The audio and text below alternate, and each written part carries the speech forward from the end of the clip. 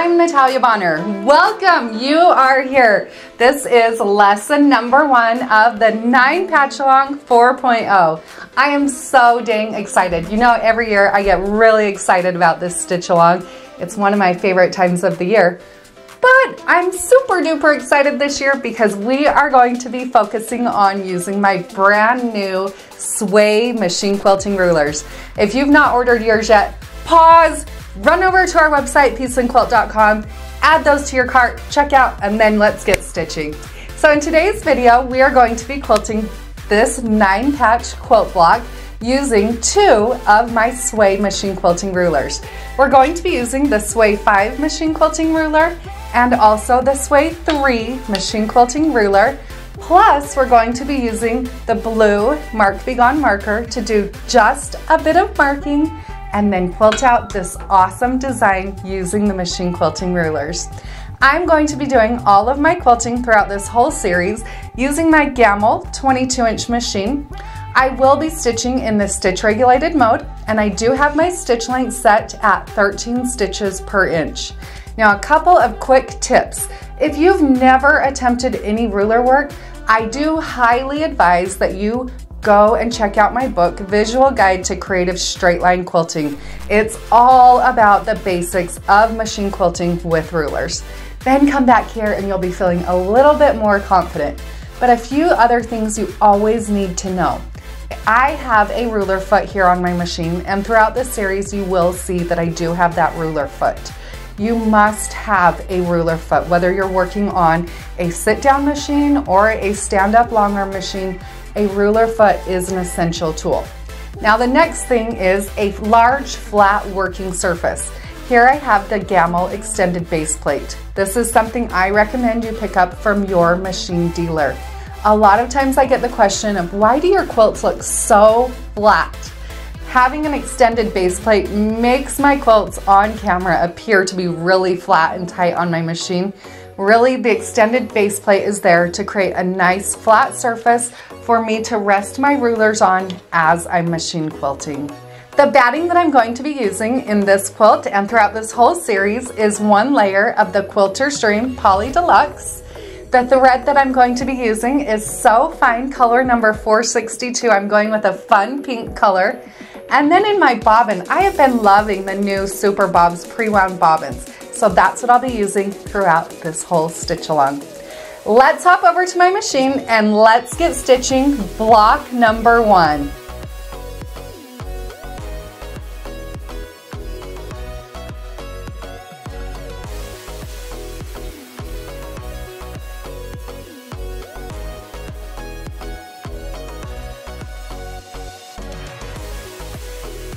I'll start out block number 1 by doing a bit of marking. Here I'm using my Sway 5 machine quilting ruler, and you can see that I'm lining that ruler up on an angle across my block. Right in the center of my block, I'll just draw a small straight line. Then I'll rotate my ruler and do the same thing. By doing this, I'm creating an X right in the center of my block. Gives me a reference point as to where I'm going to quilt to with my machine quilting. I like to use the blue Mark Be Gone marker to do my markings. Always remember, when using the blue Mark Be Gone marker, make sure your markings are removed completely before applying any heat.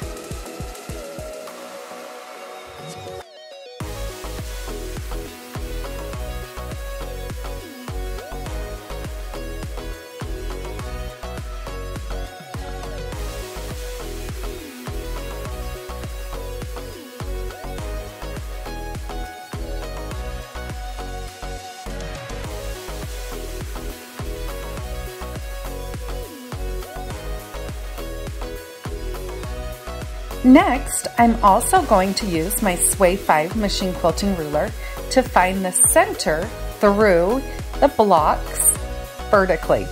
So here you can see I'll line up the side of that Sway 5 machine quilting ruler through the center of those X's, and then I'll simply mark just a little dashed line indicating the center of both the horizontal and vertical sides. So yes, if you do have a longer ruler, you can use a longer ruler to go through and mark out all of these lines. It might save a little bit of time. I wanted to share with you here though that you can use just the Sway machine quilting rulers to complete many of the designs throughout this 9 Patchalong 4.0.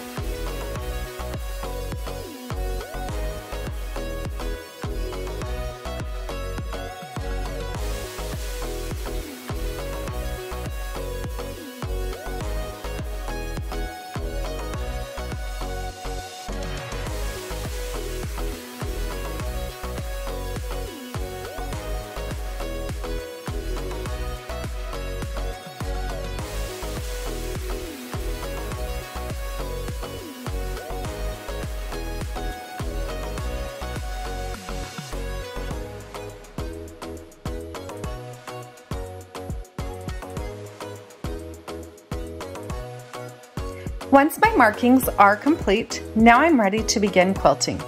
You can begin quilting in any corner. Here, I'm going to begin quilting in the lower left corner. At this point, I have already stitched in the ditch all the way around the outside of my block. Starting in that bottom left corner, I am going to be using the Sway 5 machine quilting ruler, stitching using the curved end on the ruler and also that concave curve to stitch point-to-point curved lines. So from the outside corner, I'll stitch to that center of the X. Then at that center of the X, I'll switch using now the concave side of the ruler to stitch to that next corner. Once I reach my first corner, then I'm going to continue the process just wrapping around the corner, but continuing on with that same design. When machine quilting with machine quilting rulers, personally, I have found that I end up with a little bit better success as I hold the machine quilting ruler more towards my body. It's more comfortable, it just feels more natural, and I feel like I have a little bit more control. That is why I've developed these machine quilting rulers, the Sway machine quilting rulers, to create curves and hold your rulers on the same side that feels most comfortable. Always remember when using the Sway machine quilting rulers, that hook end down on the right end of the ruler, as it appears here, is designed for marking. You do not want to use that end to machine quilt, as you'll end up with a little bit different size curve, which I guess could be an advantage. So as you can see, I've quilted those point-to-point curves up to the top of this first row of my blocks, and now I'm working my way right back down. Working slowly. Always remember when using machine quilting rulers to slow down. Hold your ruler 1/4 of an inch away from where you want your thread to intersect, and then anytime you readjust your machine quilting ruler, stop with your needle in the down position, adjust your ruler, and then continue on with your quilting. Now here you'll notice that as I stitched down towards the bottom, I did not complete the blocks on that first row. I started over into the second row. I did this so that I can create a continuous line design without having to stop and cut my threads.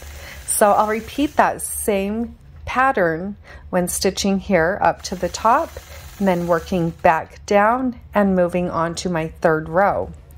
Once I've worked my way back down that third row, then I can complete the bottom side of the block.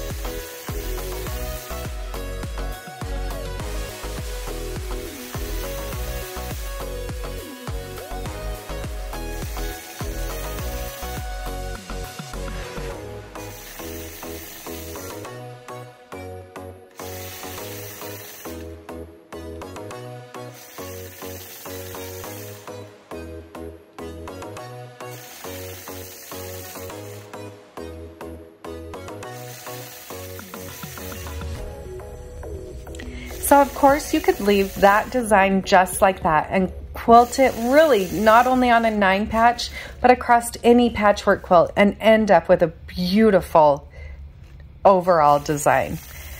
But you guys know me and you know that I love dressing everything up a little bit more.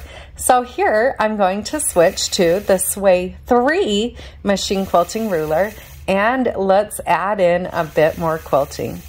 So remember when we were marking that we marked out those small increments along the ditch, horizontal and vertical. Now I'm going to use those curves on the Sway 3 machine quilting ruler to create T's essentially through the center of each of these blocks. So I'll start out on one side and stitch a line of curves across to the next corner. You'll notice when I reach that next corner, I stitched around the corner. And then from there, I'm going to continue on. So I'm going to just work my way through one block at a time, one row at a time, but making sure not to ever lock myself in. I want to leave a place for me to stitch back out so that I can complete this design in a continuous line pattern. Now we have created some really fabulous workbooks as companions to this stitch along. You can use our companion design workbooks to draw out illustrations, to draw arrows, or any notes that you want to help you remember how to stitch out this path. I'm going to repeat this process, filling in those T's with the Sway 3 machine quilting ruler until I've completed this block.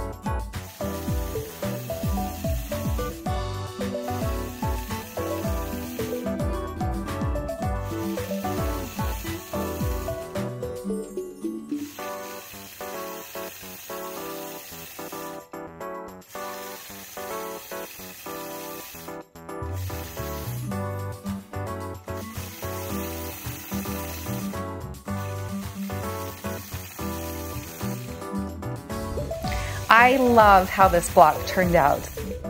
The secondary designs that really come to life when using that Sway 3 machine quilting ruler just make me so happy. All right, so I could leave the block as is, but you know I'm crazy. So at this point I decided to go back through and stitch in the ditch through all of those ditches. Obviously I'm quilting here on a panel, so they're not real ditches, but by quilting across where the ditch is, it really makes this panel not only look like a pieced quilt, but when they are pieced quilts, it just finishes spaces off so nicely. I love block number 1, but I can't wait for block number 2.